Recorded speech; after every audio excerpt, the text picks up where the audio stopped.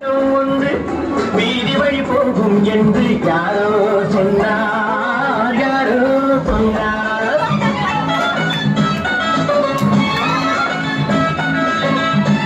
பாதம் முதல் கூந்தல் வரை பால்வடியும் கிளிகள் என, பாதம் முதல் கூந்தல் வரை பால்வடியும் கிளிகள் என யாரோ சொன்னார், யாரோ சொன்னார்.